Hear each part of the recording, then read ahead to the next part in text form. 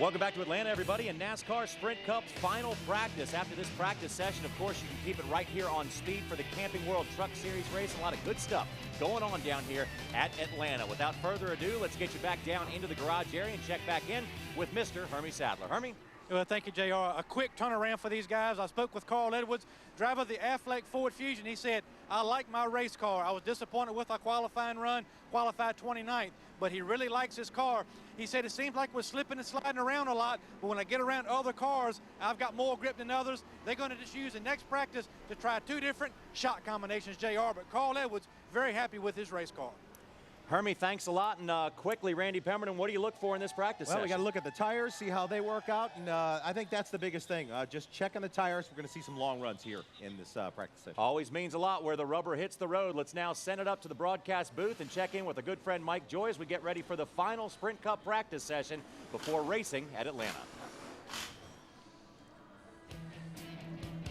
Thank you, John. Well, the sun is shining here at Atlanta Motor Speedway. We couldn't say that when we started the morning. A low overcast, a heavy mist, and finally the sun has broken through for final practice for the NASCAR Sprint Cup Series and tomorrow's Kobalt Tools 500.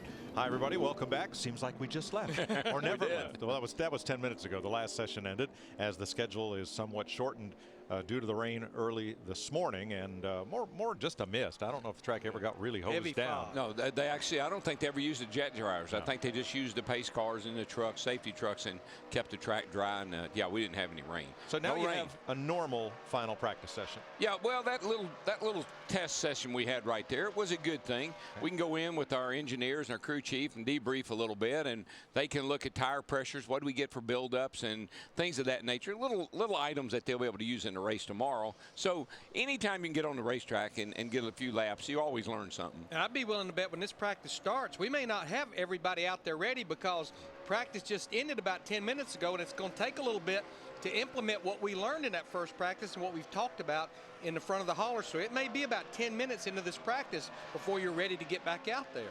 Always some great stories at Atlanta, and probably the biggest here is that Mark Martin will lead them to the green flag here tomorrow. Let's check with Steve Burns. Yes, he will, Mike Joy. Mark Martin not in the race car right now, backing up what Larry Mack just says. Now, in the early moments of that first practice, Mark was concerned about a vibration, which he thought was in the drive shaft. That seemed to work itself out, but his biggest concern in terms of handling, he told crew chief Alan Gustafson at the end of practice, I can't get the left rear down into the racetrack. That's what they'll work on here for this longer second practice, Matt.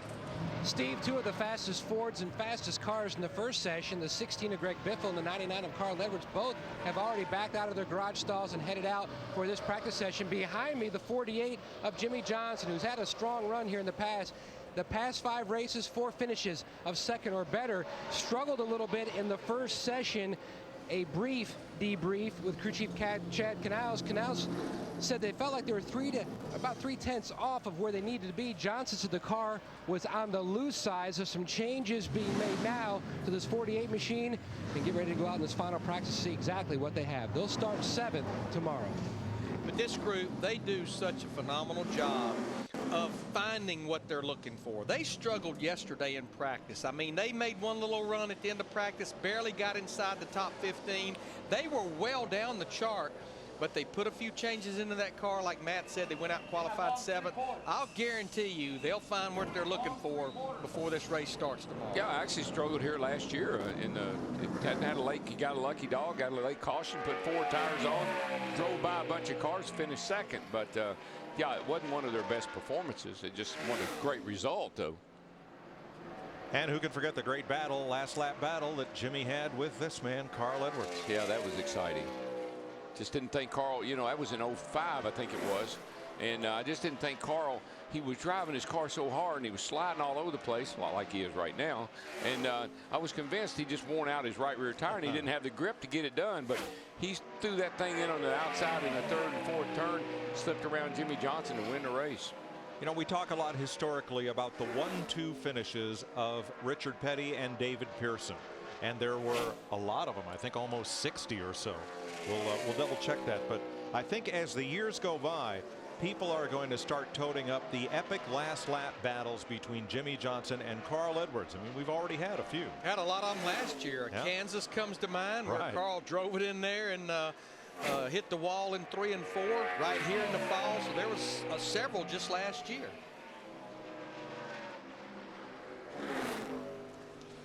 So will it be Carl Edwards or maybe his teammate Greg Biffle, who was fastest in the earlier practice session? Yeah, and he's sitting there second quick in this one, right behind Edwards. They're real close to each other. Yeah, the Biff has just been running so good. He could have won the California race, made a mental error, getting in his pit box, and it probably cost him a shot, because at the end of that race, he had the fastest car on the racetrack. And I guess we need to follow up, you know, all the engine woes from the Roush Fenway camp from last week. Of course, 3 of the 5 Roush Fenway cars lost engines, including the 2-time winner already in 2009, Matt Kenseth. Had a chance to talk to Jack Roush yesterday, and he said, Larry, we just totally got caught off guard by the pace not slowing down at Las Vegas Motor Speedway. Yeah, you have high sustained RPM here at Atlanta, and this is a 500-mile race, but the pace slows down, and when the pace slows down, the RPM comes down. And he said what even makes it worse in our case, we were one of the ones that participated in the Vegas tire test. So I don't think there's any huge alarm in the Roush Fenway camp. He said what we should have done, if nothing else, is pulled the higher gear option of the 2 options that you have as far as gear ratio. I remember Mike commenting during our practice session that we thought the telemetry was wrong, because we were seeing 9,800 RPM, and I said, well, there's no way, because with the gear rule they won't turn that much. But the cars are just so fast.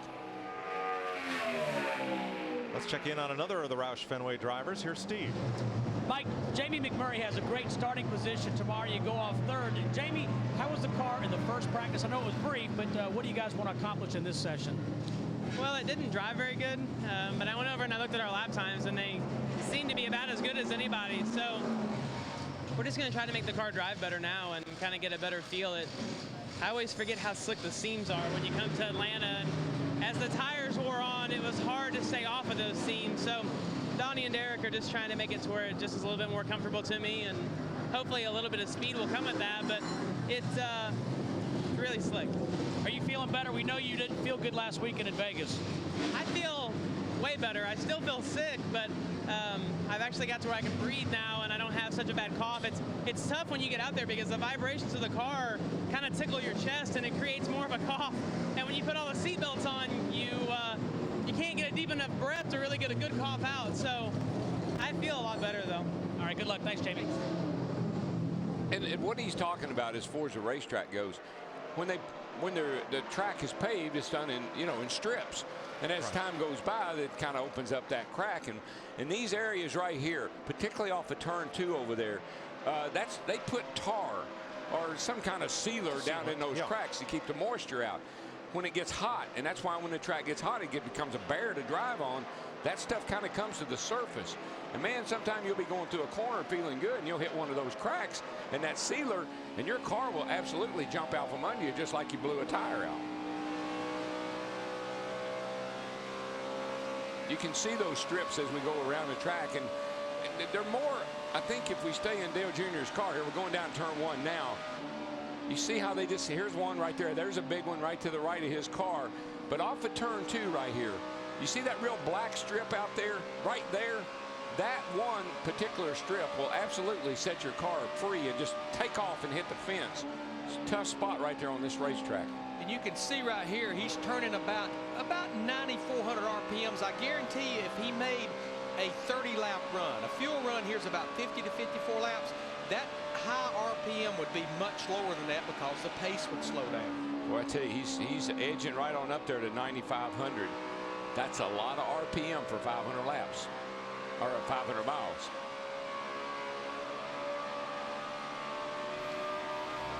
Dale Jr. 9th quickest right now.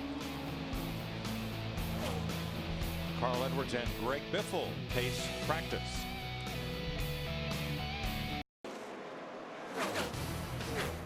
Only 24 of tomorrow's 43 starters have been on the track yet in this practice session. Here is Jeff Gordon with a brand new paint scheme. This one for the National Guard. Youth Challenge with NG highlighted for the National Guard. Pretty good looking car. The thing for us, though, is kind of hard to determine whether it's the 24 or the 48. They look so much alike with that numbers, paint scheme. especially. Yeah. At a distance, that's going to be tough on Sunday. You know, Mike, we talked about it in qualifying last night, and here's the 48 car of Jimmie Johnson. But going back to Jeff Gordon, it all started for him right here at Atlanta Motor Speedway. It was the old configuration in the fall of 1992. This will be his 549th career start. It'll be 550 at Bristol. All of those starts are consecutive starts. When he started that race in the fall of 92, he has not missed a race since. Now, I know what you're saying at home. They're easy to tell apart. One's the 24 and one's the 48. But as we sit up here, I'd say we probably spend a third of our time looking at the monitor, where you can easily tell that, and 2/3 of our time looking at the racetrack. And even the splitter, the numbers, they're all the same color. And as you look across at a car coming off turn 2 or going into turn 3, what you're really seeing is flashes of color. You're not really able to read the numbers at distance. No, and familiarity. I mean, we're accustomed to seeing that number on that car. So when another car has the same color number as he does, it confuses you just for a second and make a bad call sometimes. I mean, you see that green-yellow splitter and the same color numbers at a distance, and you go, oh, that's Jimmie Johnson. Yeah, we see it every week. And it's got to be a little bit of a challenge for the spotter, because he's looking out at the racetrack at the same thing that we're seeing. I've been watching this group right here. Robbie Gordon in the 7, Bill Elliott in the 21. This is what's great about Atlanta Motor Speedway. Watch them as this group goes in to 1 and 2. Look at the different grooves that we're running. That's one of the reasons we are able to have those great side-by-side finishes when they get back to the finish line. Is you can run high, you can run low, or you can run in the middle of this racetrack. Well, when you go around the bottom, that's the shortest time. It takes the least amount of time to go around the bottom. Go around the top, takes longer, but you make more speed. So it's time versus speed. Which one wins? And I'm not believing what I'm just witnessing is your little brother, Michael Waltrip, in this Napa 55. He's been running the bottom of the racetrack. Normally, he's the first guy. Well, he's moved up down now in 1 and 2, but last time through 3 and 4, he was right along the white line. Well, what I think, Larry, what you'll find is guys run high in 1 and 2. There's a lot of bumps down low in 1 and 2. So you want to run the high side in 1 and 2. Now you'll go to the bottom in 3 and 4 because the bottom is so smooth and there's a lot of grip down on that white line. So you kind of do that. You run high on one end and then you run low on the 3 and 4 end. We even watched some guys qualify, which is unusual, move up the racetrack in 1 and 2, driving around those bumps. Right. Actually, Kurt Busch went way high. I thought he was in trouble, but he's out on the outside pole. Yeah, he and Montoya, who had a good run, and several others. We'll check with Steve.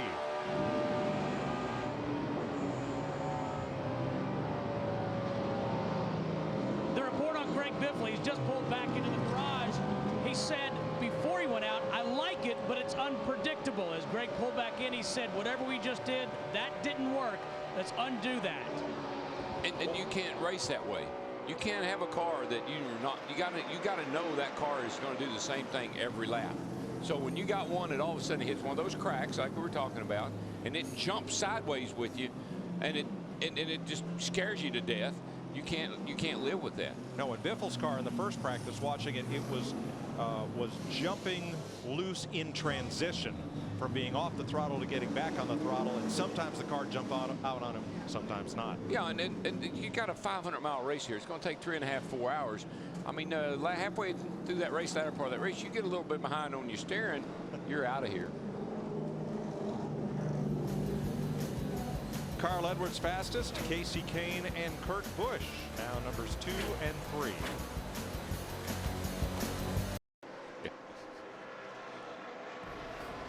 There they are, lined up and ready to go. Kyle Busch and Rick Crawford, the 51 and the 14, will lead them down to the green flag in the NASCAR Camping World Truck Series. Coming up next, live here on Speed, the American Commercial Lines 200.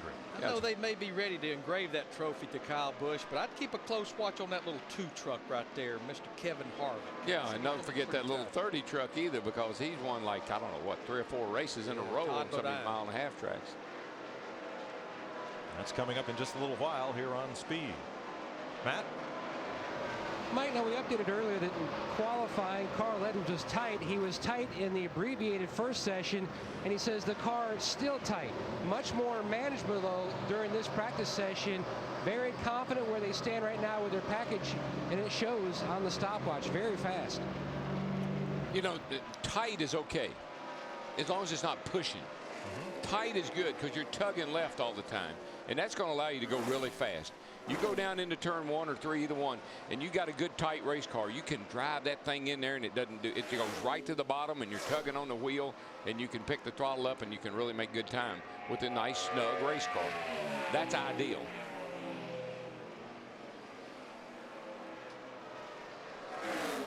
Let's check on the third fastest driver in this practice, Steve. And Mike, Kurt Busch really likes the way the direction this team has headed. He likes the way his car is. He said after his first run, it started off really good, but then it got a little bit too loose in and loose off. They've made a track bar adjustment. And they've also just changed the left rear spring on that number 2 for Kurt Busch. Thanks. Now between them, Kasey Kahne, second fastest lap of this session. And there's a tale of two Dodges. Kurt has the new engine, and Kasey has the old engine. And there's probably, you know, amongst those two schools, one thinks the new one's better. Those guys over there at Richard Petty Motorsports, pretty happy with what they got. But I think, you know, when you look at, I know Kasey was not one of them, but when you look at the Daytona 500 that Richard Petty Motorsports had, you had 3 cars in the top 10. I think that right there, even though it's nice to start the season with a good run at Daytona, I think it's a measuring stick that it's not going to dictate how your season goes, because ever since they left the Daytona 500, it has been a huge struggle for Richard Petty Motorsports. The highlight has been A.J. Allmendinger, who drives for that camp, qualifying on time for the first 4 races. Now Kasey stops there so he can get a tire sheet. They can check the temperature of those tires across the tread. And that's critical for camber. That's really what you're looking at, is how hot that tire is on the inside edge. You check at 3 places, both edges, the inside out, and in the middle. The middle tells you if you got too much air in the tire. It'll be hot in the center. If it's hot on the inside, you got too much camber. So those are things that the crew chief studies and looks at and makes adjustments. Matt? Mike, Jimmie Johnson's pulled the 48 machine back into the garage area. His complaint earlier, we told you, he was just too free in the first session. This session, he says from the center of the corner, it starts to go loose and then it's just dead sideways. So still trying to get the car to move a little more, migrate closer to being tight, like DW mentioned. He's 22nd on the chart. They really haven't been happy with this car. He wasn't very good in practice. He did get a decent qualifying lap. I think he's 7th, but still not happy with this car.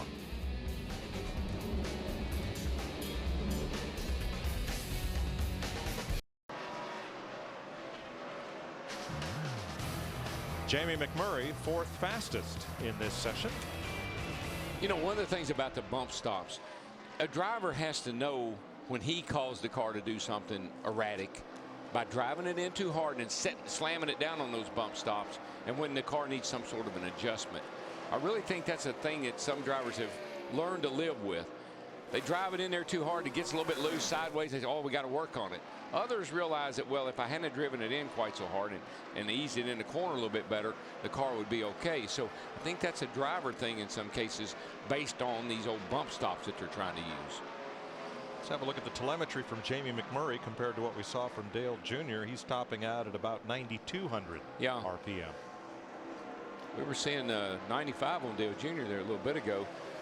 What 2 gears do they have here, Larry? It's actually the same selection they had at Las Vegas. You can run a 380 or a 389, and a 389, of course, being the lower gear, which is, I think, what everyone had in Las Vegas. You would think with the way this pace slows down, you may be a little hesitant with that higher 380 gear, but there very well may be some teams pulling it. Sure, it sure appears that way, because that's about how much. See, there's Jeff. He's going to be on over there about 92, 300, 400 looks like. So I got to believe if you're a little nervous about your engine package, you'd like to see about 9,100. If you're very confident, I think you can get on up around 94, 95. All right, now Jeff Gordon's last lap was a 32.06. We're riding with Dale Earnhardt Jr. He's 9,300. 93. He was 95 earlier. The longer you run, and this is why we think here you would probably like the lower gear. the longer you run, the more you're going to lose RPM because you're going to start turning slower lap times. Now, he just went out on the racetrack to start this run, so let's stay with it and see what it does going back off into 1 this time, because he's just now getting a full lap in. Well, this is where you'll see the most RPM, from turn 4 to turn 1, because the long distance around this front straightaway, the D shape of the track. It's still about 92, maybe 9,300 RPM, and his lap times right now, actually, you can even hear him getting off the throttle. He's up in the mid-32s right now, where his fast lap, when we were watching him earlier, was a 31.50. You hear him really getting out of the throttle. I think he's really coasting in now. Coasting into the turn. Late picking up the throttle, so. But you can see that RPM band from about 92 all the way back to, I think it's going to probably fall almost below 7,000. Last week at Las Vegas, it wasn't falling much below about 75 or 7,600. So not only did we have that high sustained RPM, it was a very small window of RPM loss in the corners too. Yeah, the up and down RPM they don't hurt anything. It's like Martinsville. You can turn 10,000 RPM at Martinsville, never hurt a thing, because it's 10,000 down to 6, 10,000 down to 6. Let's check with Steve. And by Casey Kahne just hitting out in his Budweiser Dodge, he said, the longer I went, the looser it got. The higher I ran, the looser I got. The front end was good, but the whole run, the back wants to snap loose. And this is kind of the funny part. He goes, nothing to worry about. Okay. 3 drivers have not practiced, and they are Dave Blaney, Elliott Sadler, and Mike Bliss. Everyone else has been out on the racetrack for at least 5 laps. Mike Bliss, that 09 car, they're still celebrating. This is the first race they've made this year. Yeah, good point. Welcome back to Atlanta. Final practice for the Kobalt Tools 500 that you'll see tomorrow on Fox. Now, you know, one thing about this race and this racetrack is, if I'm an engine guy and I've come off the last couple of weeks, I'm looking at how many laps you're putting on my engine here, dude. You know, you don't want to put over maybe 100 miles on your engine before the race. So some of these guys are getting right close to that. Well, we note that Mark Martin's only run 5 laps, less than any other driver who's been on the racetrack. And you know, that's another interesting point. You know, the first thing I looked at when Matt Kenseth blew up at the start of that race is I still had the practice sheet from Saturday, and he ran about 40 laps on Saturday, which is not a lot of laps. You can see right now in this practice session, Casey Mears has run 32. But talking to Jack Roush, you know, I said, Jack, I have to believe you and Doug Yates looks after the engines of all the Roush Fenway cars, as well as the Yates car and Hall of Fame, that you guys have a pretty extensive process you go through after final practice. He said, trust me, this week that process will be more extensive. He said, we'll do a leak down test on every cylinder. We'll probably even take a borescope and look down in each cylinder just to look at the piston, just to make sure nothing's going on. Because in his mind, and I totally agree, the 17 engine got hurt on Saturday because it basically was in trouble when they dropped the green flag. Well, these guys, like we've been saying in the past couple of weeks, they always do all this stuff to the engine to qualify. You know, lighter fluids, lower oil pressure, more timing, and you tape the grill up and you got an engine stressed out already. What if you get it a little hotter than you expected it? What if it got hotter than you thought it was going to? All those things are contributing factors into having an engine failure, and particularly having one early. I mean, there was even speculation about damage that could have been done making the sharp turn in and out of the garage area at pit road during all those sessions. So, a lot of wondering going on. Greg Biffle, 5th in this session, Matt. Mike, one of 4 drivers to finish in the top 10 in both Atlanta races in 2008, along with Kyle Busch, Gordon, and his teammate Matt Kenseth, qualified 5th. Currently, he runs 5th. He's just turned his 21st lap. The time before they were in the garage, they undid a bunch of the changes they did because Biffle felt like it just did not help at all. He wanted to go slightly in a different direction. But this team, like so many of the Roushketeers, very pleased with what they're seeing so far in this final practice. They're looking about as good as they did in that first practice. They've got 3 in the top 5.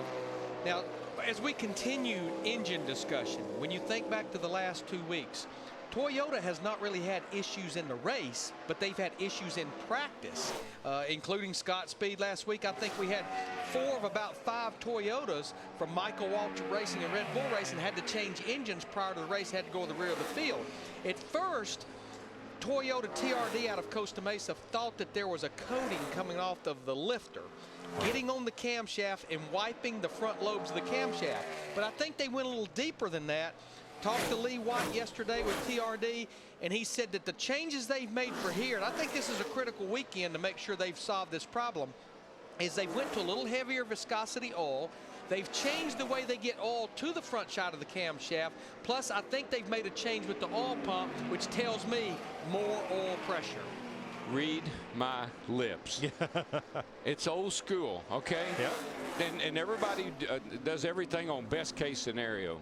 We always did everything on worst case scenario. Worst case scenario, you needed about 10 pounds of oil pressure for every 1,000 RPM. Now, I know there's guys that, oh man, you don't need 90-pound oil. You're not going to have 90-pound oil pressure all day.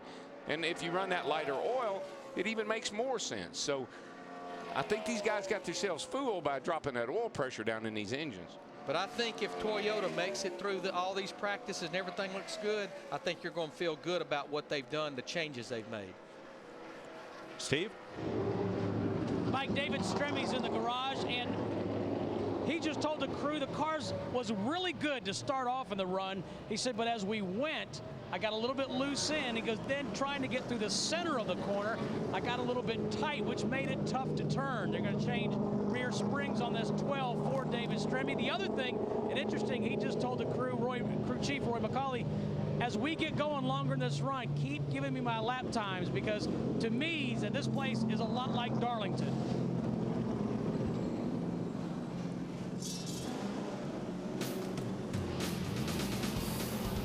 Carl Edwards, Casey Kahne, Kurt Busch remain at the top of the practice chart.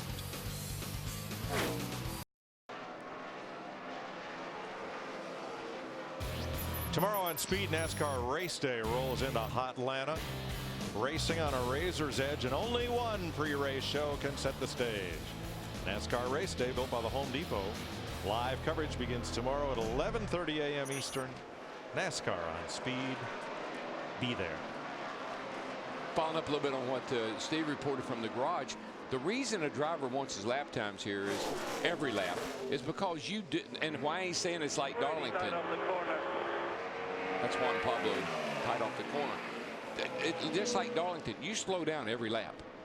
You know, and you get frustrated because you think, you know, the car's not handling good.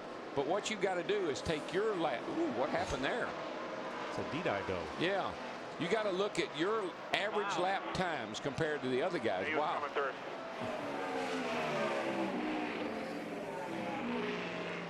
Darrell, I think the lap times are so important because you get on into a run here, even if you're leading the race, your car's probably not driving that great. Driving on, and that's why he's referencing Darlington. You know, Larry, heck, at Darlington, we always pick the tires up and roll, and instead of rolling them to the car, because you don't want any more laps on them than you possibly anything to happen to them. Right. And this place is a lot that way. It's the surface you can see. It's white. Not a lot of grip in the track. It's all coming from the tires themselves.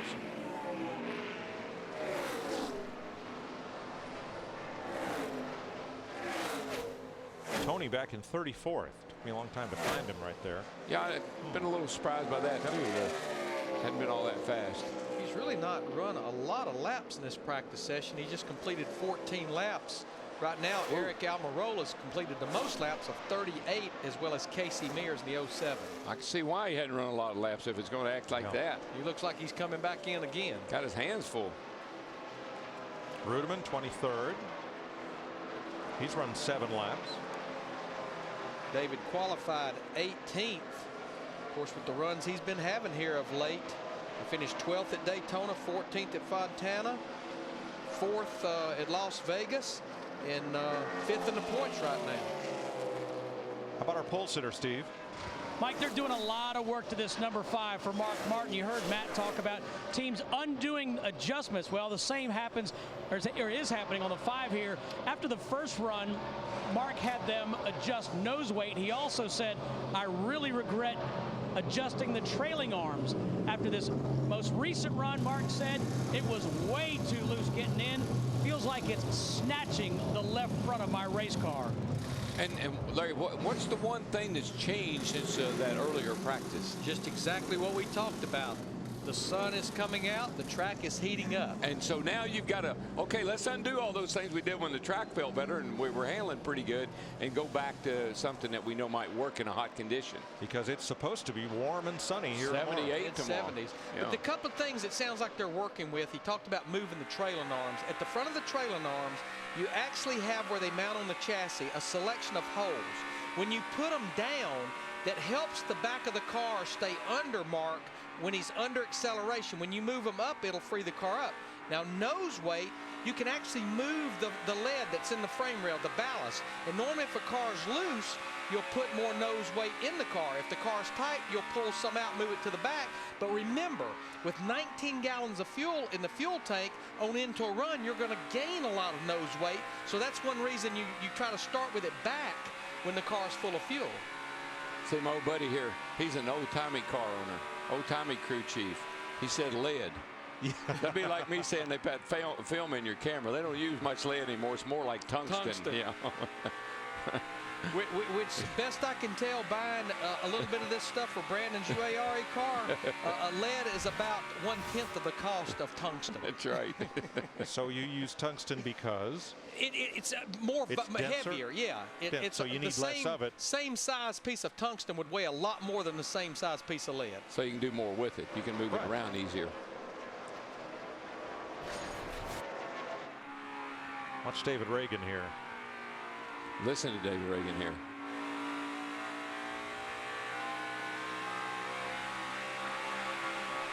See if he uses any brake at all getting off into turn 3, Darrell.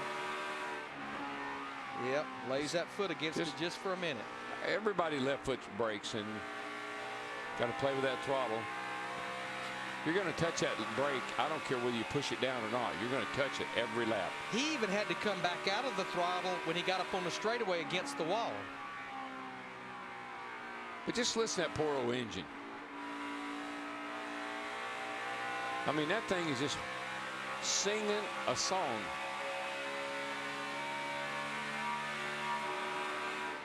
Now, he's backing out pretty early, so you're only seeing about $9 grand out of him. And that actually sounds like pulling that higher gear to me, because you're not getting that high RPM. Whoa. Somebody in front of him just about lost it, too. They've been on the edge for about the last 2 laps we've been riding with David Reagan. It's Allmendinger. In the 44. A.J. Allmendinger and Tony Stewart, the only 2 guys outside the top 35 that now qualified for the first 4 races. So they're now in the top 35. Good shape, going to Bristol in 2 weeks.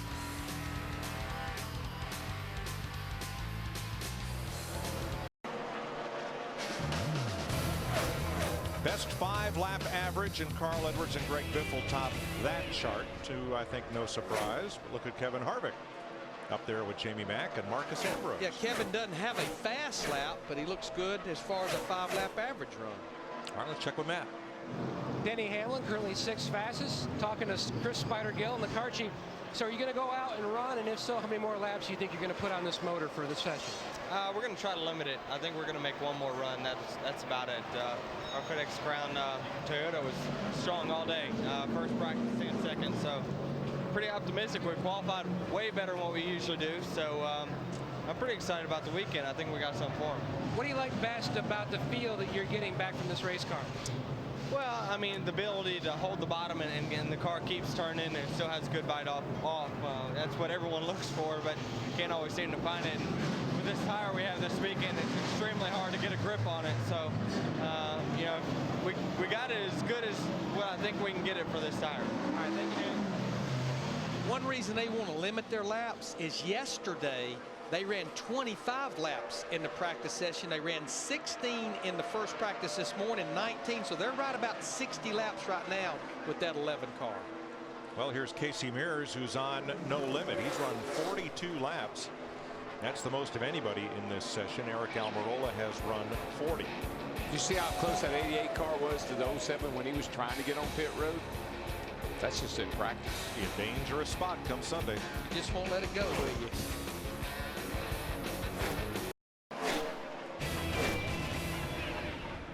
Final practice for tomorrow's race rolls on. And I think this is somewhat of a high number. There are 12 drivers in the race tomorrow who have won here, including Kyle Busch, led by Bobby Labonte with 6 wins, Bill Elliott with 5, Jeff Gordon with 4.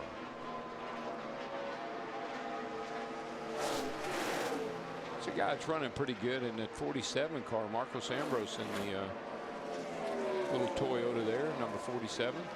But Mike, I think this supports what Greg Zipadelli was telling me about Joey Logano. Now, I know Marcos Ambrose is not actually eligible for Rookie of the Year honors because he ran too many races. But, you know, essentially, he's a rookie in Sprint Cup. His finishes, 17th at Daytona, 22nd at Auto Club Speedway, and 20th last week at Las Vegas. Quietly just running as many laps as he can with good, solid finishes week in and week out. Understand one of the co-owners of that car was cutting some laps today. I wouldn't. Oh, sorry guys. Robbie Gordon. Robbie Gordon just about. I mean, I could read the number on the side of his car, so I jumped in there. Sorry about that. But I think that's the same thing one of those owners said at this test session. He was doing Brad Daugherty there up there at Bristol, getting ready for a little race going to happen in a couple of weeks, and I think Brad had a little encounter with the wall possibly. But everything's good. Everything's good. Okay, Steve. Mike, interesting listening to Jamie McMurray and Donnie Wingo back and forth. Jamie says my car was a little bit better on that run, but I'm tight in the center. But also he's asking him for reminders. He said, hey, tell me to float it in here tomorrow. I keep forgetting and I'm driving in too deep. Also talking about I'm struggling to be consistent on my entry into the corners. And that he was the one I was noticing when I was talking about the bump stops and where the driver says, okay, I'm messing the car up. It's not the setup. Because I noticed when he drives into the third turn hard, you can see the car get on the bump stops and the back end swing out. So what he's saying is I need to back off a little earlier, float it in, and let it lay down on those bump stops a little softer. So now all of the cars in tomorrow's race, with the exception of Mike Bliss, have been out for practice. You know, Darrell, we talk a lot about Jeff Burton in this 31 car, that maybe one of the things that they fight a little bit is when the race starts, how deep they're starting in the field.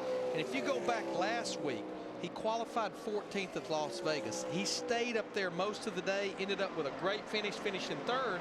And you know what? When I look at the qualifying sheet from last night, he qualified 15th. So it looks like, yeah, they're not pole contenders right now, but they're definitely improving their qualifying from qualifying back in the 30 positions. Well, when I look back to last year, and remember how many races or how many qualifying sessions were rained out at the end of last year?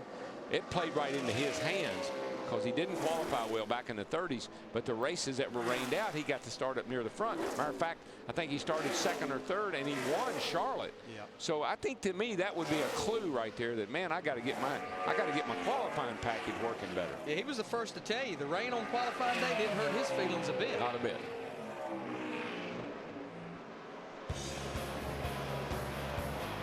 Carl Edwards, Casey Kahne, and Denny Hamlin has now jumped up into the top 5. Rich. The King. Jeff Gordon's moved up into the top 10 on the practice chart. Denny Hamlin up into the top 5, and Dale Earnhardt Jr. up into the top 15 recently. Right now is a good time to be on the racetrack, I think. This is very similar to what the track will be like tomorrow during the race. This will be a good time to be cutting some laps, see what kind of shape you're in. And I think this is getting a pretty good time to possibly look at and say, okay, we got about 25 minutes to go. What's our best package? Let's put that in the race car. Let's put a set of tires on, fill it up with fuel, try to make maybe about a 18, 20, 25 lap run. Yeah, fill up fuel, put 4 tires on, and go out and run until you see the red and black. We can work on it here if you want to, but still too tight. Ryan Newman will start 12th tomorrow, which was, I think, a really great qualifying run for a car that was not all that good in practice. Yeah, he and Ryan Tony really Gibson got all there was out of it. He and Tony Gibson, I think they'll come together. Well, the thing about it, Darrell, I don't know if we have a good evaluation yet. When you look at all the bad luck they've had, you know, it looked like they were going to have a pretty good car last week, and then on into the race they had loose lug nuts. So it's just been one issue after another that really doesn't have totally to do with performance. Clint Bowyer will start 21st tomorrow for Richard Childress. Whoa. Boy, you can just see how quick that thing takes off. That's exactly what the drivers talk about when they say unpredictable. Yeah, because everything looked perfect with that car. It got down there and took that set, and just up the racetrack it went. That all starts back here. See the car bounce there. So he's having to juke on the wheel a little bit already, and then the thing just takes off. Now you see the car climb the hill, but what happens is the back wants to kick out, and you've got to turn right to straighten it out. Yeah, that car is, I mean, he is really fighting the wheel in that car. The bumps seem to really be aggravating. They do. And when he hits the bumps, remember the tires are going up and down, which means the camber is changing, which makes it have a whole different feel inside the car as far as the steering wheel goes. Let's check with Matt. Mike, just like his teammate Denny Hamlin, Kyle Busch's team planning on one more run during this final practice session to just put the car up on scales. Kyle says when he enters the corner on the first 2 laps of a new cycle on a set of tires, he said it's fine, but then after that it just goes straight up the hill. He wants to change a lot of things in this setup. They've already changed shocks in the back. Steve Addington wants to finish this practice session on a set of stickers, go and make a long run on a brand new set of tires, just like their teammate Denny Hamlin in the 11. He's run 23 laps so far. He's 12th fastest on the board. Darrell, that's exactly what we talked about. This will give them so much information, Mike. If they're fully loaded with fuel and they make a fairly decent run, it'll give them a good fuel mileage reading. It'll give them a good reading on camber settings on the front tires like Darrell was talking about. So this is a great time to do that. Let's look at Kevin Harvick, compare him to Clint Bowyer. Darrell, I'm thinking back to Daytona, where the Childress cars were pogoing a lot and just showed a whole different ride characteristics than most of the rest of the field. Whatever they're doing it a little differently than everybody else. Remember a year or so ago, and I would always kid Harvick about his car, and called it hoppy. Yeah. Because that's what his car seems to do. It hops a lot, hops along. When it hits the bumps, it just kind of hops up in the air, but it doesn't seem to hurt it that much. Like the shock package, there he is, just snatching it back down and holding it. But you're right, they've always had a very aggressive looking shock package on their car. Let's go back to the garage and Steve.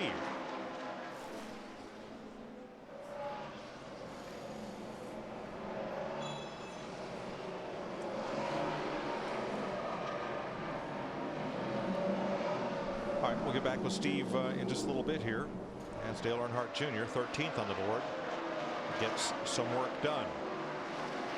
You know, I wanted to say Dale Earnhardt Jr. had run a lot of laps, 33 laps, but now Eric Almirola in that 8 car has run 55 laps in this practice session.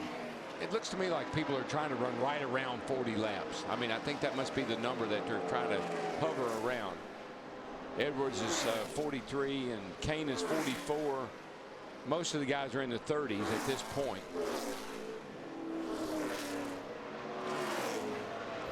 We'll be back with more coverage of final practice. About 25 minutes left in this session, right here on Speed.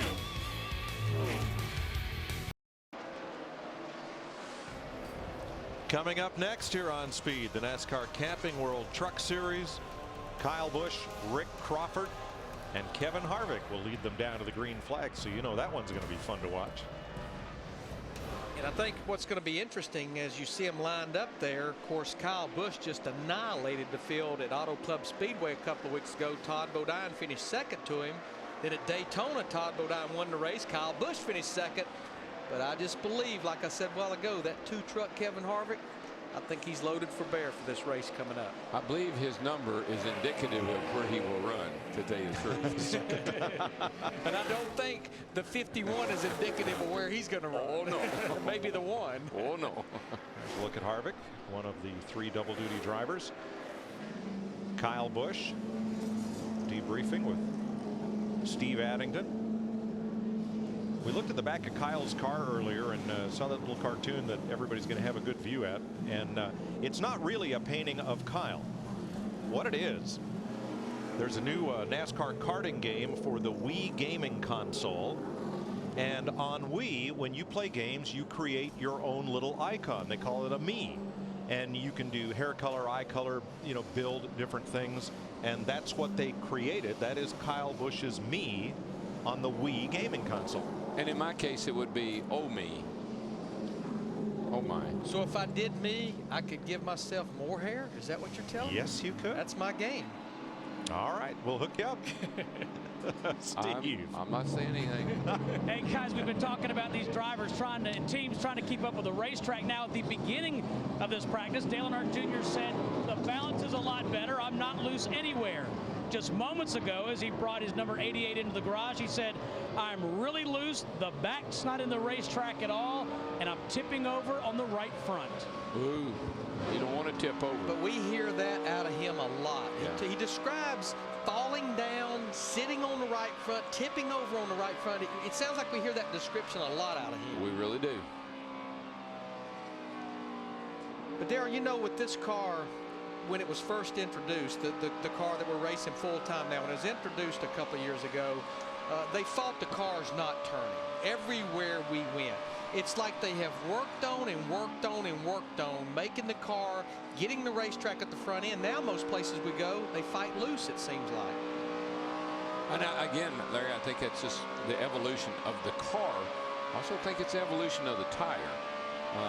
This car, the one thing that they fight, and we talk about this a lot, is this car is very heavy on the right side. So it requires a really tough right side tire. Now the left side tire, on the other hand, it can be really, really soft. And now they've done a lot of work on the left side tires. Construction wise, we'll watch these cars go down the straightaway, even here. And the left side tires will be all wadded up, the sidewall will. That's how flexible they are on the sidewall. But they're, whoa. Man, I tell you, he needs to bring that thing in. Really, really loose. We concur. It's got no right front. It just flops over on the right front. And you get frustrated. Here's why you get frustrated. He keeps telling them the same thing, and they don't fix the car. So he gets frustrated. And they are running out of time. And now the clock's ticking. Here's Matt. Mike, the Atlanta Motor Speedway home track for Home Depot and also driver Joey Logano. He'll start deep in the field tomorrow, trying to make some headway on this number 20 machine. 31st fastest so far. They've run about 24 laps. Joey's biggest complaint, he says the car is just way too tight. And then when he starts logging a lot of laps, it just gets too tight, extremely in the center of the corner to exit. They've already made a front shock change. Greg Zipadelli, Jason Shapiro, the car chief, and the brain trust here on the 20 team, looking at their notes, seeing if they can make at least one more change with a few minutes left to get Joey back out and see if they can make some more headway. In the challenge here, Mike and Darryl certainly knows, if you're too tight to start with, it's only going to get tighter. The hopes are is you can start the car maybe a little on the free side, not loose, and as you burn that fuel off I was talking about, then it'll tighten up and start to come to you. But you can't start it off too tight. Yeah, a tight car, you won't wreck a tight car. You just won't go very fast. A pushing car. As long as it doesn't not turn like a dump truck. Going to have a little time left in this session. We're going to be going over to John Roberts and Randy Pemberton with NASCAR Live to get things ready for the NASCAR Craftsman Truck Race that is coming up shortly. The setup begins at 1:30 p.m. right here on Speed. Now here's Denny Hamlin, who jumped up to third, and Ryan Newman, who is 20th on the chart. Yeah, he just popped on pit road. Ryan did, and they ran out of crewman made a quick chassis adjustment, sending him right back out to see how that works. One interesting story in the news this morning. NASCAR Vice President of Competition Robin Pemberton says the sanctioning body is going to take a hard look at start and parkers in the Sprint Cup Series, especially when some cars that would race all day are being sent home. They don't want to see drivers start the race and then pull in for lack of tires, lack of resources, let's say, to run the whole race. NASCAR understands that Not every car here is racing for the win, but there are cars racing to finish in the top 20, in the top 30, to get into the top 35 in points. And they want to make sure that in their premier series, the cars who are here to race the whole 500 miles. And I guess my just off-the-cuff comment of how they can police that, Mike and Darrell, it may be exactly what the process if you want to change an engine. You have to prove and show that there is a problem with the engine. If you change engines and there's not a problem with the engine you pulled out, NASCAR keeps that engine. It's their engine. Wow. So maybe if you pull in the garage area, you absolutely have to show this is why we are out of the race. Well, I think maybe even simpler than that. How are you going to run a 500-mile race on 3 or 4 sets of tires? Yeah. You know, what are you going to buy? Maybe you're going to go back and get some later, but you got to, you got to have enough tires to run the race. I think there's some ways that they could probably get their arms around that. Travis Quapple in that 28 car, I was just going to say, trying to certainly redeem themselves after missing the show at Las Vegas last week. All right, and the idea being that you don't want someone to start the race and take a spot away from someone who is here to run the full season, run the full races. You know, that's the intent. Yeah, we know Tommy Baldwin, for instance, right, and his team, and Jeremy and their team. I mean, they're here to race. Tommy is for sure, and they had been knocked out of the last couple of weeks and been able to make the show. I guess we should mention there were 47 cars here last night for qualifying. The cars that did not make the show: Todd Bodine, Jeffrey Bodine, Scott Riggs that Darrell just talked about, and Jeremy Mayfield were the cars that had to go home. Did Robbie Gordon slap the wall coming out of 2, or was he just driving extremely loose and sideways like Robbie Gordon? Well, he's been flirting with it. Let's just say that. Now he's staying out on track, so evidently he did not get the wall. He did on turn 2. Not. He's clean. Very good. Carl Edwards fastest in this final practice for tomorrow's Kobalt Tools 500. Join us then with NASCAR on Fox. Across the break, John Roberts and Randy Pemberton, and then the truck race. Sprint Cup final practice continues here in Hampton, Georgia. It's a search for speed and grip, and we've seen some close calls on the racetrack so far in this happy hour practice session. John Roberts, Randy Pemberton with you as this search continues. Randy, we saw Carl Edwards put a racing trim setup underneath the number 99 car, and he was off to the races. Yeah, we know Carl's awfully good here, and I think this is going to be a driver's track. It doesn't mean, Johnny, that you don't have to have your car set up perfectly, but no question about it, the driver is going to have to be up on the wheel to get a good finish here tomorrow, not to mention the guy that wins the race. All right, you saw Jimmie Johnson on the track just a moment ago. Kevin Harvick, of course, his career was basically made at this racetrack. Third race ever, he comes out and gets a win in the 29. Yeah, that was a terrific day, of course, after losing Dale Earnhardt back in 2001. Let's talk about Jimmie Johnson again. Jimmie Johnson, don't forget, last year they came here and they were absolutely terrible. You know, so they did not run well here last year. And then, of course, in the fall there, they got all those late race cautions, were able to turn that thing around and come home with a good finish. But they were terrible here. There's Jimmie Johnson inside. Let's take a look at his hands here, see if he's moving back to the right a little bit. I think just about everybody else, he's fighting it a bit. Yeah, just a little bit. But he's turning mostly left there, Johnny, so I think that's a good thing. So Jimmie Johnson is currently 17th on the speed chart. He's a guy who's run very well at this racetrack in years past, and one of the guys that certainly wants to turn things around right now. Good finish in California, but not the kind of start to the season that we all thought it was going to be the Jimmie and Carl show, and it hasn't really been that way so far. No, it hasn't. And listening to Jimmie here this weekend, they haven't been perfect, no question about it. Once again, this is a brand new tire. If you're watching practice here with Darrell and Larry, they talked about the brand new tire here for the first time in Atlanta. And I think that these drivers and these crew chiefs thought that this tire was going to have a little bit more grip. But as everybody said, this racetrack is worn out. And this new tire, I think it's going to be a good tire. I don't think we're going to lose any. But these drivers are going to have to be up on the wheel, JR. So far this season, Jimmie Johnson has finishes of 31st at Daytona, 9th at the Auto Club Speedway, and 24th at Las Vegas. Let's go now to Bob Dillner. Well, JR, the journey continues for Dale Earnhardt Jr. during this practice session. In fact, he's in the garage right now, still not very happy. You know, we listened to Dale Earnhardt Jr. during the first practice, and he was loose, loose, loose. Well, they went to wholesale changes in between this practice, which was only about 10 minutes. But what they did is they tightened up the car a bunch. In fact, Dale Earnhardt Jr. early in this practice session said, hey, this is pretty good. I can feel the front end. But with every single change that this team has made, it's loosened up the car. And after this last run, Dale Earnhardt Jr., who's 13th quick right now, just said, hey, it's back to where we began. Loose in, loose off, Hermie Sadler. Yeah, Bob Dooner, same story for Mark Martin in the number 5 car. Obviously qualified on the pole last night. As you see Mark going around the racetrack, he has been getting loose as well, especially at the end of a 15-20 lap run. But last time on the racetrack, they made the car a lot better to Mark's liking. So they came back in. Alan Gustafson and crew put 4 brand new Goodyear tires on and sent Mark Martin out for his last run of the day. Went back to stickers exactly like they'll start the race tomorrow. And we'll see if Mark can keep that car a little bit snugger, JR, on a longer run. Hermie, thanks a lot. And Randy, I would imagine that many of these race car drivers and teams would like to be out on this racetrack as much as they can right now, because this is the kind of conditions we're going to see tomorrow weather-wise. It is, JR. And, you know, when we talk about Mark Martin, watching him go around out there, you know, he has always traditionally been what we call a bottom feeder. Admittedly so, he loves to run the bottom. Hermie, as you watch this practice, and you were up here on stage watching some yesterday, do you think you have to be able to move around on this racetrack in order to be an accomplished and have a great finish tomorrow? Or can you run this entire thing on the bottom of the racetrack? I think no way can you run this entire race on the bottom of the racetrack, because, Randy, to run the bottom, it's a shorter radius, but you have to turn the steering wheel so much more to get the car to turn through the course of a run.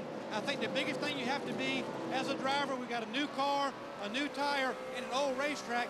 You've got to be open-minded. You got to go where the car wants to go, not where the driver wants to go, Bob Dillner. And Hermie, a lot of the guys on the radio right now are talking about teeter-tottering. In fact, Denny Hamlin, one of those guys very good in this practice session in that top 10, said, hey, we teeter-totter back and forth between really tight and really loose. So these guys are having a hard time dialing in. And I think, guys, it's just because this is a very difficult racetrack. Everybody says there's no grip out there. It's really slick, as Randy Pemberton, you were talking about. So right now, you're on a razor's edge as far as dialing in this car. Some of the guys that can handle that, as you said, will be better off tomorrow. Bob, thanks a lot. As we see Denny Hamlin's crew going to work on his race car underneath the hood. You know, this is a very fast racetrack. In fact, one of the fastest in NASCAR.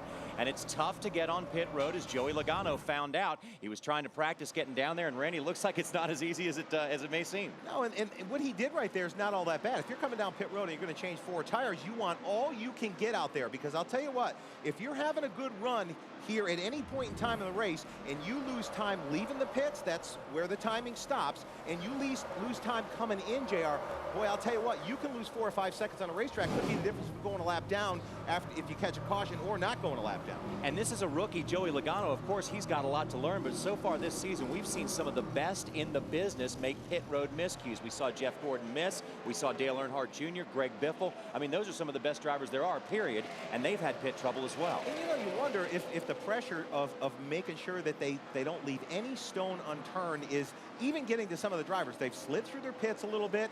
Who knows what that is? Darrell Waltrip commented he thought it might be the bottom line being on the bump stops and the cars just not getting any grip when they get to the pit stall, and also slowing down on pit road. These guys are trying to get everything they can, John.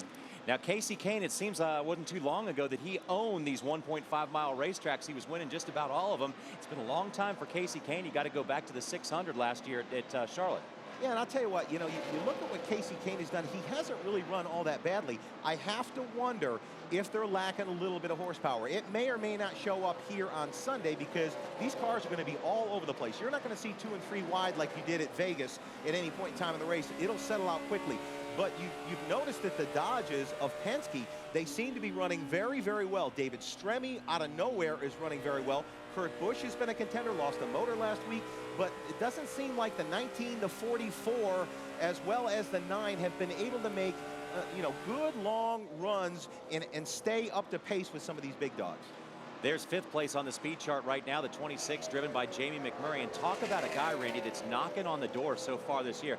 It seems as if it's not a matter of if, but when Jamie McMurray finally gets into victory lane this year. I don't think there's any question about it. We were wondering what the new crew chief combination would be when the 2016 got together this year. But the bottom line is I think they've showed a lot of promise. No question about it. Jamie McMurray's got a good shot of going to victory lane and making the chase, I think. As this Sprint Cup final practice winds down, Carl Edwards is on top of the chart. Then it's Kahne, Hamlin, Kurt Busch, and Jamie McMurray. Also, got to make a call out to Eric Almirola, who spent a lot of time out on the racetrack today, and he is 10th quickest on the chart. Right now, we're going to send it to the Camping World Truck Series setup show. We got some great racing coming your way on Speed.